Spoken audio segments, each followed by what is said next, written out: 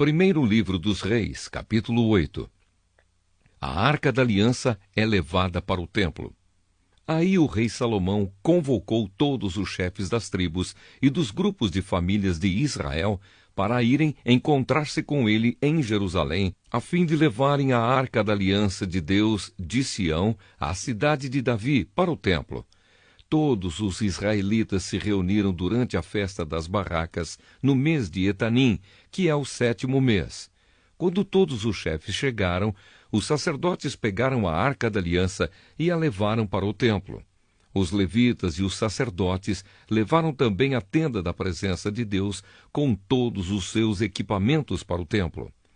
O rei Salomão e todo o povo de Israel se reuniram em frente da Arca da Aliança e ofereceram em sacrifício um grande número de ovelhas e touros, tantos que nem dava para contar. Então os sacerdotes levaram a arca para dentro do templo e a colocaram onde devia ficar, no lugar santíssimo, debaixo das asas dos querubins, pois as suas asas estendidas cobriam a arca e os seus cabos. As pontas dos cabos podiam ser vistas por qualquer pessoa que ficasse diretamente em frente ao lugar santíssimo, mas não podiam ser vistas de nenhum outro lugar. Os cabos ainda estão ali até hoje. Dentro da arca estavam somente as 2 placas de pedra que Moisés havia colocado ali, quando no Monte Sinai o Senhor Deus havia feito uma aliança com os israelitas depois que eles saíram do Egito. Quando os sacerdotes estavam saindo do lugar santo, uma nuvem encheu o templo do Senhor com a glória do Senhor, e eles não puderam voltar para dentro a fim de realizar os seus atos de culto. Aí Salomão disse: Tu, ó Senhor, puseste o sol no céu, embora tivesses resolvido viver entre as nuvens escuras. Mas agora eu construí para ti uma casa, um lugar onde viverás para sempre. Salomão fala ao povo. Aí Salomão virou-se, olhou para o povo que estava todo de pé e pediu a bênção de Deus para todos. Depois disse: Bendito seja o Senhor, o Deus de Israel, pois pelo seu poder ele cumpriu a promessa que tinha feito a Davi, o meu pai, quando lhe disse: Desde o dia em que tirei do Egito o meu povo de Israel, eu não escolhi nenhuma cidade de todas as tribos da terra de Israel para ali construir um templo, a fim de ser adorado nele, mas escolhi você, Davi, para governar o meu povo. E Salomão continuou: Davi, o meu pai, tinha planos de construir um templo para a adoração do Senhor, o Deus de Israel. Mas o Senhor lhe disse: Você fez bem quando planejou construir um templo para mim, mas você não o construirá. Será o seu filho quem construirá o meu templo.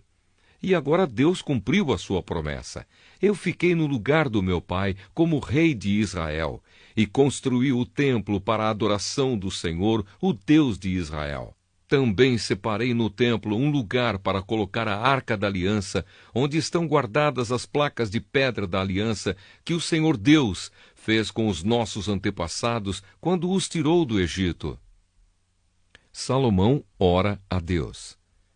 Então, na presença de todo o povo reunido, Salomão foi e ficou em frente do altar.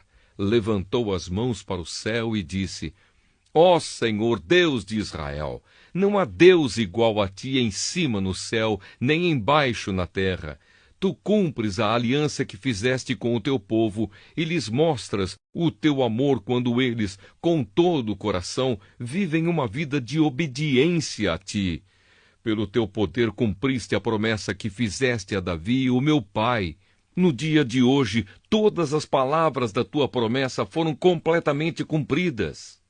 E agora, ó Senhor, Deus de Israel, eu te peço que cumpras a outra promessa que fizeste ao meu pai, quando lhe disseste que sempre haveria um descendente dele governando como rei de Israel, contanto que eles te obedecessem com o mesmo cuidado com que ele obedeceu.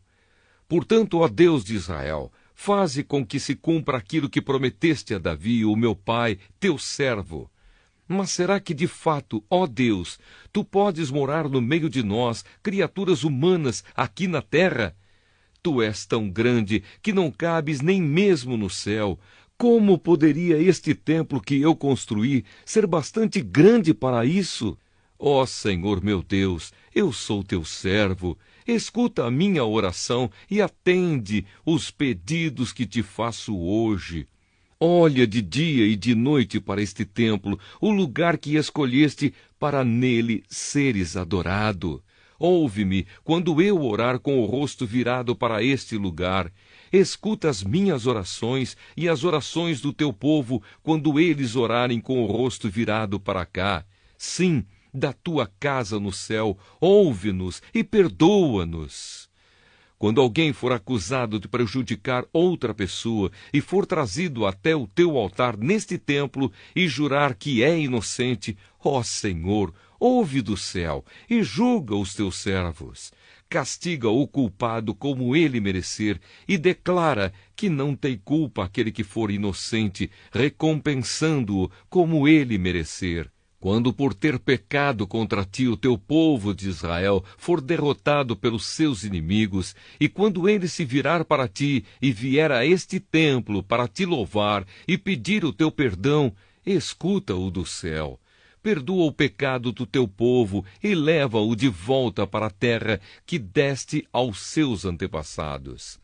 Quando o céu se fechar e não chover, porque o teu povo pecou contra ti, e eles se arrependerem e virarem o rosto na direção deste templo, e orarem e te louvarem, depois que os tiveres castigado, escuta-os do céu.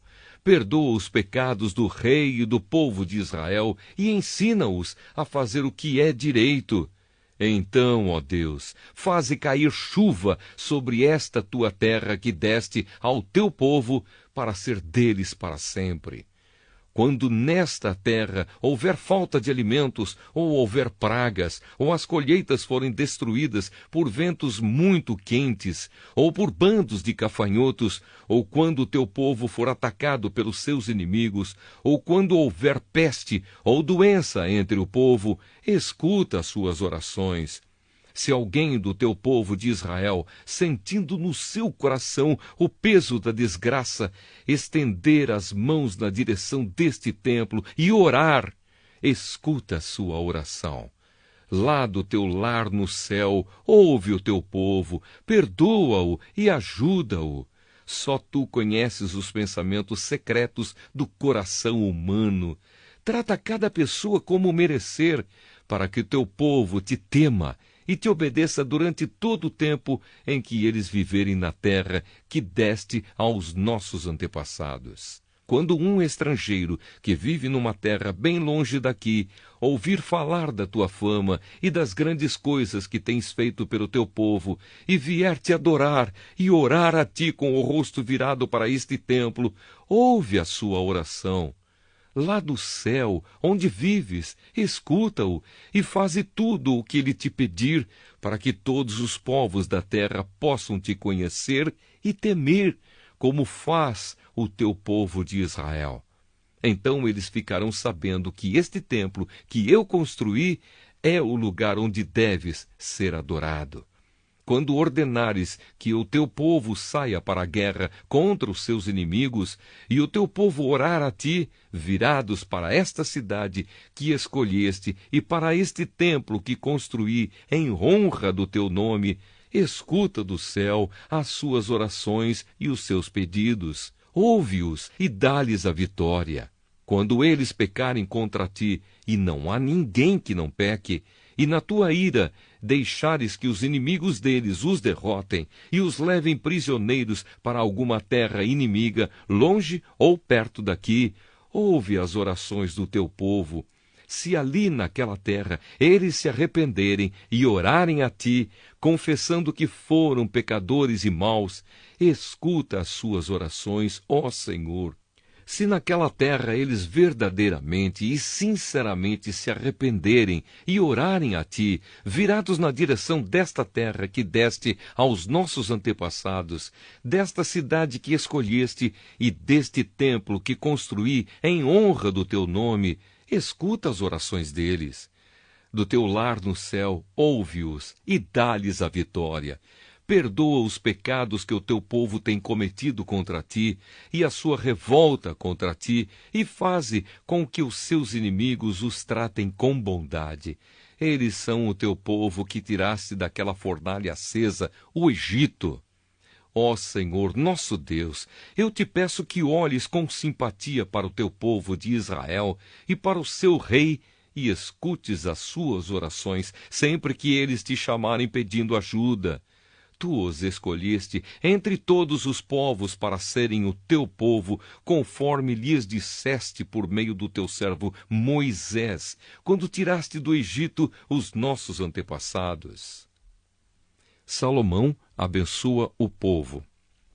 Depois que Salomão acabou de orar ao Senhor Deus, ele se levantou e ficou em frente do altar, onde havia estado ajoelhado com as mãos levantadas para o céu. Então, em voz alta, pediu as bênçãos de Deus para todo o povo que estava reunido ali. Ele disse: Bendito seja o Senhor Deus, que deu paz ao seu povo, como havia prometido. Ele tem cumprido todas as abençoadas promessas que fez por meio do seu servo Moisés. Que o Senhor, nosso Deus, esteja conosco assim como esteve com os nossos antepassados. Que Ele nunca nos deixe nem nos abandone. Que Deus nos faça obedientes a Ele, para que sempre vivamos conforme Ele quer, obedecendo a todos os mandamentos, leis e ensinos que Ele deu aos nossos antepassados. Que o Senhor, nosso Deus, lembre sempre desta oração e dos pedidos que eu lhe fiz. Que Ele sempre tenha misericórdia do povo de Israel e do seu rei, de acordo com o que precisarem. E assim, todas as nações do mundo ficarão sabendo que somente o Senhor é Deus e que não há nenhum outro. Que vocês sejam sempre fiéis ao Senhor, nosso Deus, obedecendo a todos os seus mandamentos e leis, como fazem hoje. A inauguração do templo. Então o rei Salomão e todo o povo que estava ali ofereceram sacrifícios a Deus, o Senhor. Ele ofereceu em sacrifício 22.000 bois e 120.000 ovelhas como ofertas de paz. E assim o rei e todo o povo dedicaram o templo ao serviço do Senhor. Naquele mesmo dia, Salomão separou, a fim de ser sagrada para Deus, a parte central do pátio que ficava em frente ao templo. Ali ele apresentou as ofertas que foram completamente queimadas, as ofertas de cereais e a gordura dos animais que haviam sido trazidos como ofertas de paz. Salomão fez isso porque o altar de bronze era muito pequeno para todas essas ofertas. Naquela ocasião, ali no templo, Salomão e todo o povo de Israel comemoraram durante 7 dias a festa das barracas. O povo era uma enorme multidão de pessoas que tinham vindo do país inteiro, desde a subida de Amate, no norte, até a fronteira do Egito, no sul. No 8º dia, Salomão mandou o povo para casa.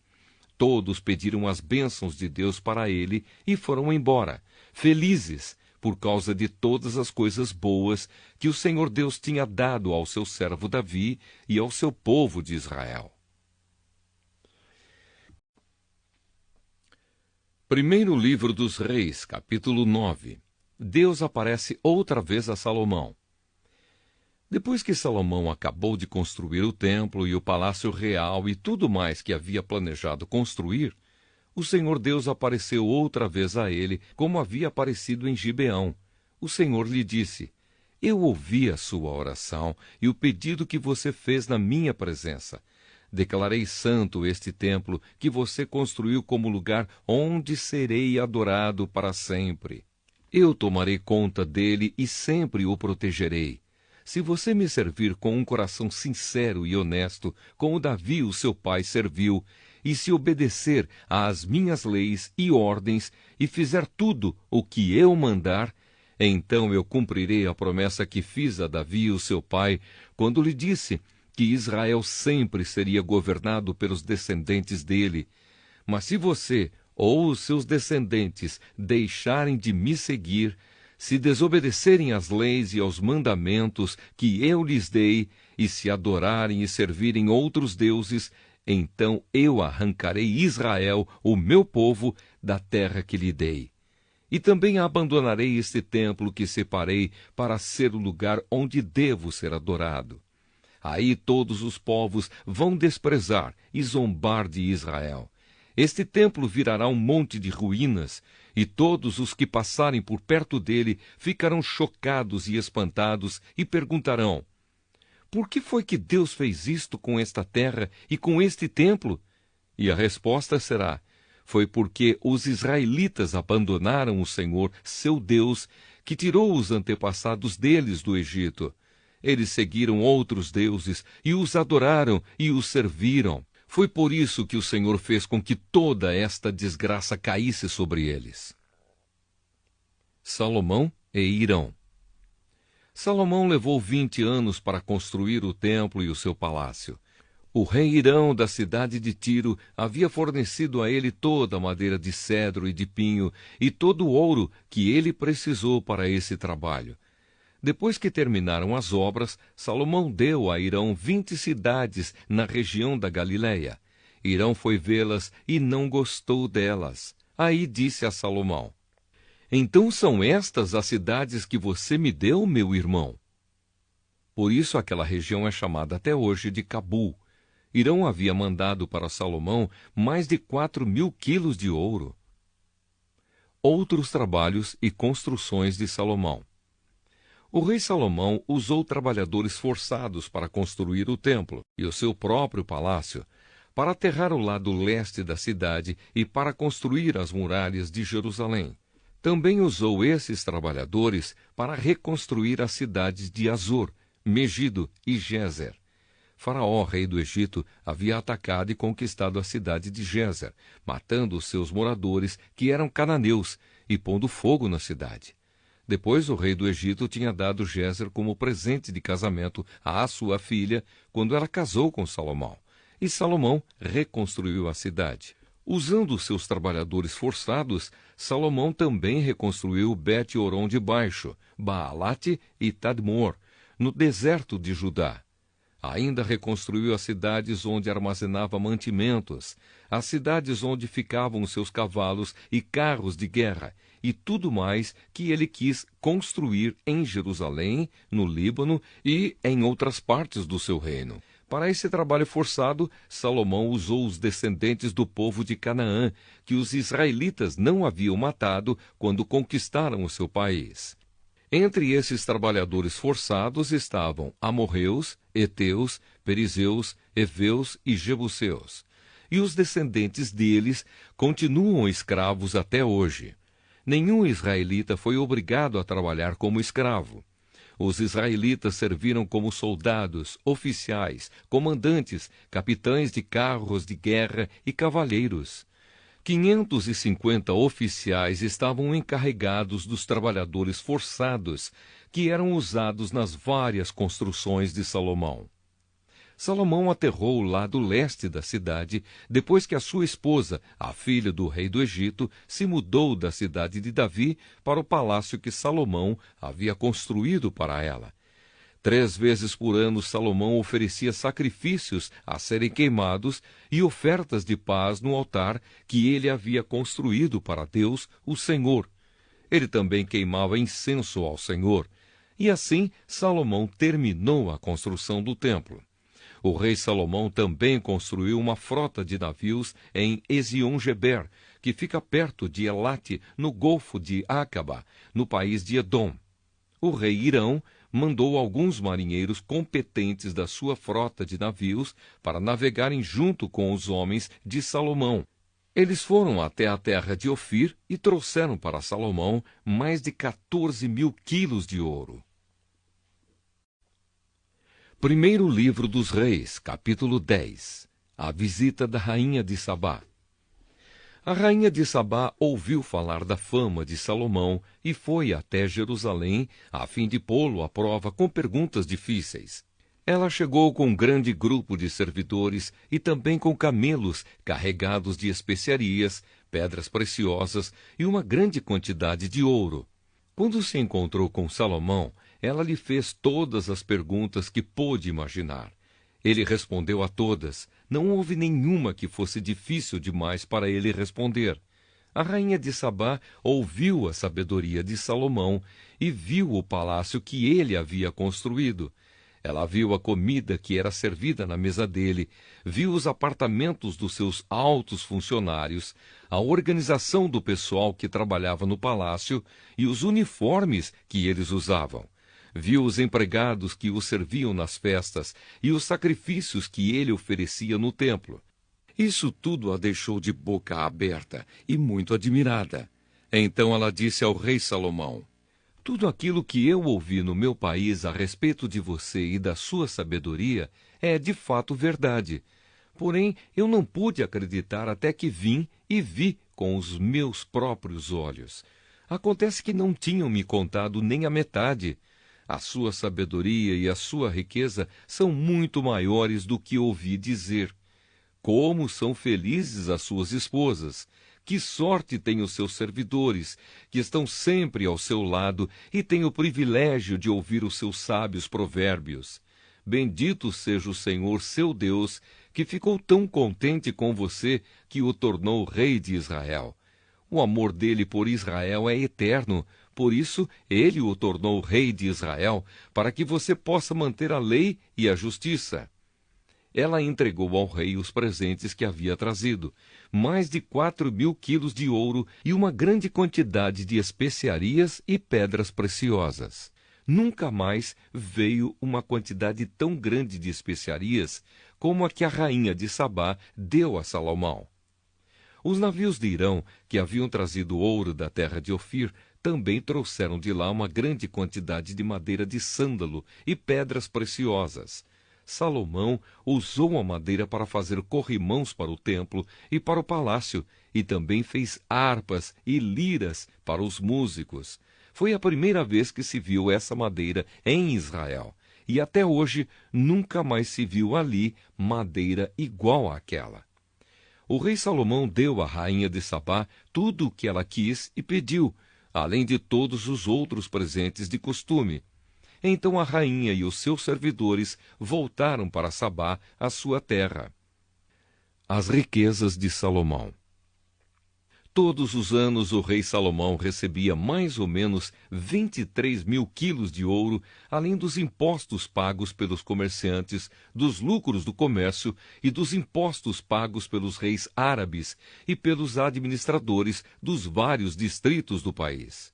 Salomão fez 200 grandes escudos e mandou folhear cada um com quase 7 quilos de ouro. Também fez 300 escudos menores e folheou cada um com quase 2 quilos de ouro. Ele mandou colocar todos esses escudos no salão da floresta do Líbano. Salomão também mandou fazer um grande trono revestido de marfim e de ouro puro. O trono tinha 6 degraus, com a figura de um leão nas pontas de cada degrau, isto é, havia 12 leões ao todo. Atrás do trono havia uma figura de cabeça de touro, e no lado de cada um dos 2 braços do trono havia a figura de um leão. Nunca havia existido em outro reino um trono como esse. Todas as taças que o rei Salomão usava para beber eram de ouro, e todos os objetos do salão da floresta do Líbano eram de ouro puro. Não se usou prata, porque no tempo de Salomão esse metal era considerado sem valor. Salomão tinha uma frota de navios que viajava junto com a frota de Irão. Cada 3 anos a sua frota voltava trazendo ouro, prata, marfim, macacos e micos. O rei Salomão era mais rico e mais sábio do que qualquer outro rei, e pessoas do mundo inteiro queriam ir ouvir a sabedoria que Deus lhe tinha dado. Todos aqueles que chegavam traziam um presente para ele, objetos de prata e de ouro, roupas, armas, especiarias, cavalos e mulas, e foi assim ano após ano. Salomão ajuntou 1.400 carros de guerra e 12.000 cavalos de cavalaria. Espalhou uma parte deles por várias cidades e deixou o resto em Jerusalém.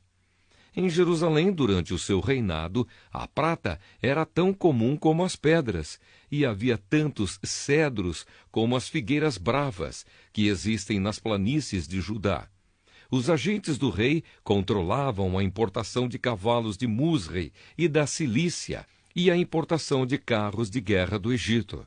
Esses agentes forneciam cavalos e carros de guerra para os reis heteus e sírios, vendendo cada carro por 600 barras de prata e cada cavalo por 150 barras de prata.